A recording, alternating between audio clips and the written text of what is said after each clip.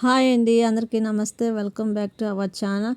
ఈరోజు ఎంతో సింపుల్గా టేస్టీగా రెడీ అయిపోయే క్యారెట్ రైస్ అయితే చేసుకుందామండి. హడావిడి లేకుండా తొందరగా అయితే రెడీ అయిపోతుంది.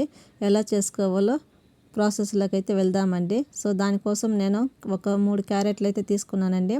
ఇలా శుభ్రంగా కడిగి తురుముకోవాలండి. తురిమి పక్కన పెట్టుకుందామండి. సో ఒక కడాయి అయితే తీసుకొని ఒక 3 టేబుల్ స్పూన్ ఆయిల్ అయితే వేసుకుందామండి. ఆయిల్ హీట్ ఎక్కాక మనం ముందుగా రెడీ చేసి పెట్టుకున్న పోపు దినుసులు అయితే యాడ్ చేసుకుందామండి.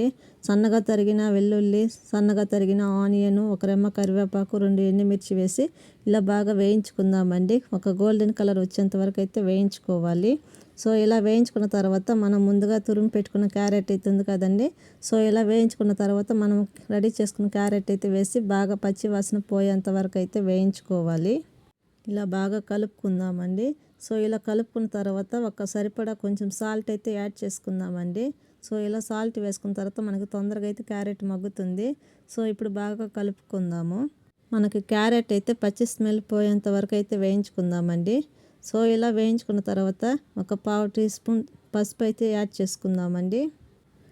యాడ్ చేసుకున్న తర్వాత బాగా ఒక 2 నిమిషాలు అయితే కలుపుకుందామండి. ఇలా బాగా కలుపుకొని సిమ్లో పెట్టి అయితే వేయించుకుందామండి, లేదంటే తొందరగా మాడిపోతుంది. సో ఇలా వేయించుకున్న తర్వాత మనము రుచికి సరిపడా కారం అయితే యాడ్ చేసుకోవాలండి. నేనైతే ఒక స్పూన్ అయితే యాడ్ చేస్తున్నానండి. ఇలా కారం వేసుకున్న తర్వాత మరో ఒక 2 నిమిషాలు అయితే ఉడికించుకుందామండి. ఇలా బాగా కలుపుకుందాం. ఇప్పుడు ఇలాగా రెడీ అయిన క్యారెట్ అయితే మనకు చాలా అంటే చాలా సింపుల్గా టేస్టీగా అయితే రెడీ అయిపోతుందండి. మనం ఉడికించి పక్కన పెట్టుకున్న రైస్ అయితే యాడ్ చేసుకుందామండి.